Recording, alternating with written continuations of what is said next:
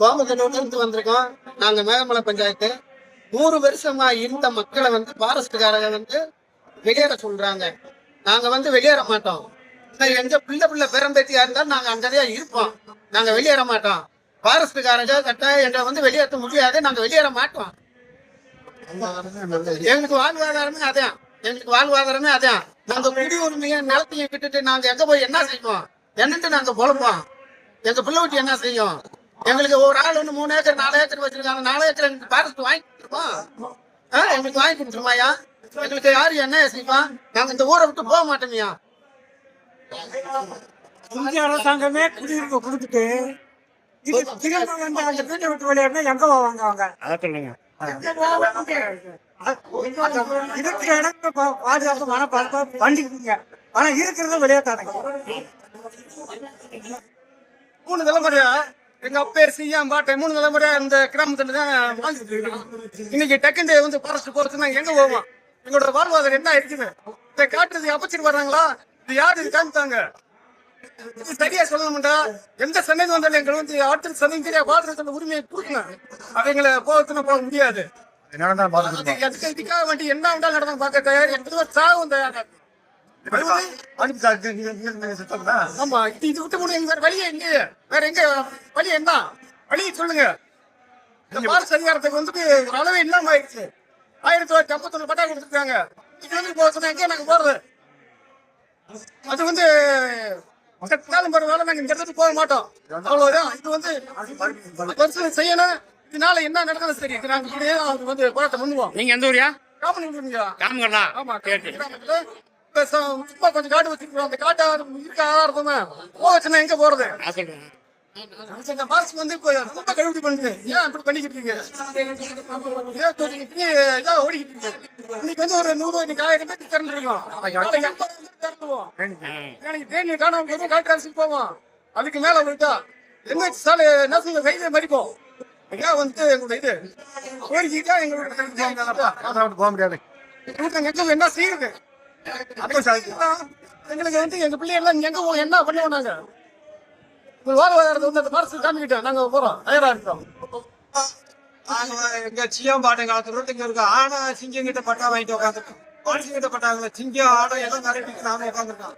இன்னைக்கு 3 பேரு 100 வருஷமா அங்க மனுஷங்க இருக்கோம். இன்னைக்கு பாரசு நாங்க அனுமதிக்க மாட்டோம். எங்களுக்கு வாழ்வாதாரம் பூரா இங்கதான் இருக்கு. ஒவ்வொரு ஆளும் 20 நிலம் 30 நிலம் ஒவ்வொரு கோடி ரூபாய் வீடு கட்டிருக்கேன். பூரா பட்டாவில் வச்சிருக்கேன். எப்படி வெளியேற்ற முடியும்? அதனால வெளியேற முடியாதுயா. நாங்க பூரா போராடுவோம். உத்தரவு கூட விருது தயாரா இருக்கோம். அதே மாதிரி ஃபாரஸ்ட் வந்தாலும் நாங்க எங்களை போறோம். ரூபாய்களை நாங்க அடிக்க ஆக மாட்டோம். எங்களுக்கு இந்த இடம் வேணும். நாங்க இங்கதான் வாழ்ந்தாகணும். 3 தலைமுறையா இருக்கமியா. குடியிருக்கிறோம். யூடிஆர் பட்டா காலத்திலிருந்து குடியிருக்கோம். 40 ஆண்டு. இப்ப அதை நாங்க அந்த வீட்டு வெளியேற்றம் நாங்க எங்க போக முடியும்? எங்களுக்கு இந்திய அரசாங்கமே குடியிருப்பு கொடுத்துருச்சு. இலங்கைக்கு நாங்க போறதா? இளங்காரங்களுக்கு இடம் இருக்கு, எங்களுக்கு இடம் இல்லையா? யூடிஆர் காலத்துல இருந்து நாங்க குடியிருக்க வெளியேற்றம் என்ன அர்த்தம்? இது இந்திய அரசாங்கம் குடியுரிமை. ஆமா, ஜாரி பட்டா கொடுத்துருக்காங்க. 1982 பட்டா கொடுத்துருக்காங்க. இல்லன்னா ஆனா ஜமீனுடைய இந்த கண்டபூர் ஜமீனுடைய நிலம் அந்த கல்லு சிவபுத்திரம் அழகு கோயில் இருக்கு. இருக்கிறதுல இந்த தமிழ்நாட்டுல மிகப்பெரிய ஜமீன் கண்டம ராமச்சந்திர நாயக்கர். அவருடைய பேரு கண்டம ராமச்சந்திர நாயக்கர். அவரு ராமர். அவரு கடைசியா இருந்தவர். அவருக்கு குழந்தை இல்ல. ஆனா அந்த பூமியில தான் இந்த மக்கள் எல்லாமே வாழ்ந்துகிட்டு இருக்காங்க. உன் வண்டி மட்டும் வரணும், உன் கார் வரணும், ஃபாரஸ்ட் ரேஞ்சர் பூரா வரலாம். பட்டாக்கட்டில் வரலாமா? அப்படி இன்னொன்று செய்ய பட்டாக்கல்ல நீ வராத மறந்து போய் அங்க போய்க்க. எந்த அதிகாரம் கொடுத்தா இந்த மக்களை அப்புறப்படுத்துறதுக்கு உனக்கு என்ன தகுதி இருக்கும்? அப்ப ஏன் காட்டுக்கு வராது? வீட்டுக்கு வராத, வெட்டி போடுவாரு வராத. ஆனா நீ ஃபாரஸ்ட்ல நீ போய்க்க, ரோட போட்டுக்க, வச்சுக்க, எல்லாமே இருந்துக்க. இந்த மக்களை இப்படி செய்து உனக்கு என்ன அதிகாரம் இருக்கு? சுதந்திரத்துக்கு முன்னாடியே வந்துட்டாங்க. எங்க பாட்டை முட்டை நான் 5ஆவது தலைமுறை. எனக்கு வயசு 45 வயசு ஆச்சு. அதுக்கு முன்னாடி இருக்குங்களா? அன்னைக்கு நீ விரட்டிருக்கலாமே, அன்னைக்கு நீ தடுத்துருக்கலாமே, அன்னைக்கு நீ மரத்தை வெட்டாத, ஆமா அந்த காடை விட்டுக்காத, காலை பூசு 5 புலி அரவணப்புத்தூர், கோயம்புத்தூர், கும்பல், அரசுக்கடி. அன்னைக்கு நீ வந்து நீ ஸ்டாப் பண்ணிருக்கலாம்ல. ஏன் விட்ட அன்னைக்கு நீ தடுத்துருக்கலாம்ல. நீ நியாயமா இருக்கிறவன் செஞ்சிருக்கலாம்ல. ஏன் செய்யல? மக்களை வந்து இப்படி வாட்டி வதைக்க கூடாது. அதுக்குண்டான வாழ்வாதாரத்தை நீ கொடுக்கணும், கொடுத்துட்டு போகணும். கொடுப்பேன். எவ்வளவு நீங்க எவ்வளவு வச்சிருப்பாங்க? 2 குழி 3 குழியே வச்சிருக்கான். வீட்டை மட்டும் கொடுத்தா எப்படி பிழைக்க முடியும்? 100 குழி வச்சிருக்க வாங்கிக்க. 1000 குழி வச்சிருக்க, 2500 கோடி வச்சிருக்க. வீடு கட்டிருக்கேன். இளமலைப்புடுல இருக்க 2500 வெள்ளிமலையில் இருக்கு, மேகமலையில் இருக்கு. மொத்தம் 3700 ஏக்கர். அதை பிடிச்சிடலாம். நான் 3 ஏக்கர் வச்சிருக்கேன், 2 ஏக்கர் வச்சிருக்கேன். இந்த என் பாட்டம் போட்டேன். இதுதான் உண்மை. இந்த 1.5 ஏக்கர் 2 ஏக்கர் வச்சு 2 ஏக்கர் 3 ஏக்கர் வச்சு 5 ஏக்கர் சிறு குறு விவசாயி தான். ஆமா, அவனுக்கு சொட்டு நீர் பாசனம் கொடுத்துருக்க, அவனுக்கு நீ வாழ்வாதாரத்தை தேடி கொடுத்துருக்க, அவனுக்கு நீ உழவு பண்ணை குட்டை நீ போட்டிருக்க, அதுக்கு நீ பல குடனை போட்டிருக்க, அடுத்து பண்ணை குட்டை போட்டிருக்க, இந்த பூமியை மண்ணை தடுத்துக்க, தண்ணியை வச்சுக்கன்னு சொல்லி கொடுத்துருக்க. இதை ஏன் நீ கொடுத்த? நீ செய்வே வேணாமா? இப்ப நான் வந்து தும்பக்குண்டு பஞ்சாயத்து ஒரு 3 ஊரை காலி பண்ண சொல்றேன். வண்டியூர், வீரசிந்தமாபுரம், காந்திகிராமா. அவன் யாரு? அவன் மக்கள்யா. நீ வந்து நீ பொலிட்டிக்கலா பண்ணாத. அவன் மக்கள், உன்னுடைய மக்கள். அந்த மக்களுக்கு நீ என்ன செய்யணும்? அவன் ஆண்டாண்டு காலமா உட்காந்துருக்கேன். வண்டி ஒரு வருஷம் காந்திக்கிழமை ஆண்டாண்டு காலமா உட்காந்துருக்கேன். நீ என்ன சொல்ற? இல்ல நீங்க ஊர்ல பட்டா இல்ல, நீங்க காலி பண்ணுங்க. வீட போடும்போது தடியா, வீட போடும்போது தடி கரண்ட் கொடுக்காத, அவனுக்கு எதுவும் செய்யாத. அப்ப அவன் போயிருப்பான்ல. ரேஷன் கார்டு கொடுக்காத, ஆமா, ஆதார் அட்டை கொடுக்காத, எதுவுமே செய்யாத. ஆனா இது எல்லாத்தையும் கொடுத்துட்டு நீ அந்த 3 ஊரை வளர்த்தோம்னா உன்னை அப்புறம் வீடு பிள்ளை 1000 ரூபாயா நல்ல மட்டும்தான் அவனை கட்டி சொல்றாங்க. இந்த மாதிரி ஒரு மன வளர்ச்சி ஆகிரும் போது 1008 வீரப்பை உருவாயா, 1008 பெரிய ஊராட்சி உருவாயா. விஷயம். அதாவது இந்தியாவில இருக்கு, இந்த குமிழில் இருக்கு, இந்த லோயர் கேம்ப் மேல டவர் போறேன். எங்க டவர் வரைக்கும் கரெக்ட்ல டவர் போறேன். கேரளா காரன் எங்க போனேன்? அது இந்தியாவில் தானே இருக்கேன்.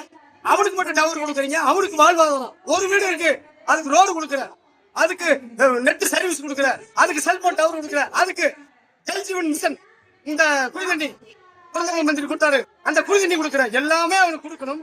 ஆனா அவனை வேர்த்த எப்படி ஓட்டணும்? என்ன அதிகாரம் அவனுக்கு இருக்கு? எப்படி வேர்த்த முடியும் உனக்கு? தற்காப்புல அட்டக்காரன்ல ஒரு காடு வச்சுட்டாப்ல, கிட்டத்தட்ட 5 ஏக்கர் இவங்க அப்பா எடுத்துட்டாரு. ஆனா அவங்க சியாங்க காலத்துல அந்த காடு, நான் அந்த காட்டுல போய் வேலை இன்னைக்கு போய் அவன் போனான். அது எங்க போவேன்? எங்கேயா போவேன்? கடல வேற இடம் எதுவும் இல்ல, அவனுக்கு வீடு இல்ல, எதுவும் இல்ல, வாசல் இல்ல, எந்த சொத்துமே கிடையாது. ஆனா உன் நிலத்துல இருக்கான்னு தெரியுது. உன் நிலத்துல இருக்கும்போது ஸ்டாப் பண்ணு. அந்த வட்டம் விடாத, அந்த தங்க விடாத, இருக்குல்ல வீடை போட்டு உட்காந்துருக்கான். ஆடு மேய்க்கிறான், மாடு மேய்க்கிறான், ஒரு 100 ரூபாய் கஷ்டப்படுறேன்.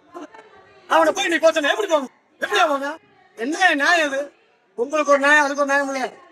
ஒன்னே கண்டிக்கிறேன். இந்த தமிழக அரசு தயவு செய்து இந்த விஜய் அவர்கள், ஜோசப் விஜய் அவர்கள் இந்த விஷயத்தை மேல்முறையீடு பண்ணி கேள்விட் மனு, அதாவது நான் சாதாரண பாமர மக்கள் தான், கேள்விட் மனு தாக்கல் பண்ண வேண்டும் என்று கேட்டுக்கொள்கிறேன். 2வது, விசாரிச்சுட்டா இந்த வேலையை ஃபைனலா முடிக்கணும். நீதித்துறை அவர்கள் நல்லா கேட்கிறேன். நீதி அமைச்சர்கள், நீதித்துறை அவர்கள் உண்மையை சொல்றேன். உங்களுக்கு குழந்தை இருக்கு, உங்களுக்கு குட்டி இருக்கு. நாங்க ஏசில வாழல, நாங்க ஃபேன்ல வாழல, நாங்க அந்த மாதிரி தீவிரமாக நாங்க வாழல, உங்களை நம்பிக்கை வாழ்றோம். ஆனா இந்த நீதித்துறை கரெக்டான முடிவெடுத்து இந்த விஷயத்தை செஞ்சு இந்த மக்களுக்கு நல்லதான் செய்யணும். அப்புறப்படுத்துறதுக்கு யாரும் இந்த இந்திய அரசியல் சட்டத்திலே இடம் இல்ல. தற்கொலை பண்ணிக்கிறோமோ ஒன்று பஞ்சாயத்துல இல்ல. எங்க ஆதார் அட்டையும் இந்த மாவட்ட ஆட்சித்தலைவருக்கு விஸ்வநாதன் அவர்கள் இருக்கு. நாங்க வந்து மாவட்ட ஆட்சித்தலைவர்கிட்ட போய் ஒப்படைச்சிடறோம். ஆதார் அட்டை ஒப்படைச்சிடறோம், குடும்ப கார்டை ஒப்படைச்சு, எல்லாத்தையும் ஒப்படைச்சிடறோம். எங்களுக்கு எதுவுமே தேவையில்லை. இனிமே நாங்க இங்க வாழ்றதுக்கு தகுதி இல்லை அப்படின்னா இந்த ஆதார் அட்டையை, இந்த குடும்ப கார்டு, எங்களுடைய ஓட்டு ஐடி கொண்டு போய் கொடுப்போம். அவங்களுக்கு ஓட்டு போறதுக்கு எம்எல்ஏ வேணும், உள்ளாட்சி துறையில எல்லாமே வேணும், ஒன்றிய கவுன்சில் வேணும், சேர்மன் வேணும், பிரசிடண்ட் வேணும். அப்ப மக்களுக்கு தானே ஓட்டு போடுங்க, மக்களுக்கு தான் வர முடியும், நலத்திட்டத்தை செய்ய முடியும். அந்த மக்களை வேறு உங்களுக்கு எங்க ஓட்டு என்ன? அந்த ஒரு அதிகாரி எப்படி ஆகிட்டான்? பாமர மக்களை விரட்டுறதுக்கு இல்லையா சட்டம்? காட்டு விலங்குகள் வரும், விலங்குகளை நாங்க வேட்டையாடுறோமா? விலங்குகளை நாங்க கொள்றோமா? விலங்குகளை எதுவும் அச்சுறுத்துறோமா? கிடையாது. விலங்குகளை வந்து சரியான முறையில அப்புறப்பட்டு தான் கொடுத்துருக்கோம். இன்னமும் அதை பாதுகாத்து அனுப்பி இருக்கோம். நாங்க குடிக்கிற தண்ணி கூட அந்த விலங்கு சாப்பிட்டு தான் போகும். அது விலங்குகளை துன்புறுத்தவில்லை. அப்ப மக்களுக்கு ஒரு சட்டம், விலங்குகளுக்கு ஒரு சட்டமா? மக்கள் இருந்தா விலங்குகளே இருக்க முடியும். இது உண்மை. தயவு செய்து மக்கள் இருந்தா மட்டும்தான் இந்த விலங்குகள் எல்லாம் வாழ முடியும். இல்லாட்டி வாழ முடியாது. தயவு செய்து இந்த தமிழ்நாடு முதலமைச்சர் அவர்கள் மேல்முறையீடு செய்து இந்த கேள்வி மனு தாக்கல் பண்ண வேண்டும் என்று நான் கேட்டுக்கொள்கிறேன். நன்றி, வணக்கம். போராடணும், போராடுறதை விட அதுக்கு எதிரான சட்டங்களுக்கு அனலைஸ் பண்றாங்க. அப்படிதான் நம்மளை வெளியேற்ற பாக்குறாங்க. இதை தடுக்கணும். நம்மளை வெளியேற்றிட்டு நம்மளோட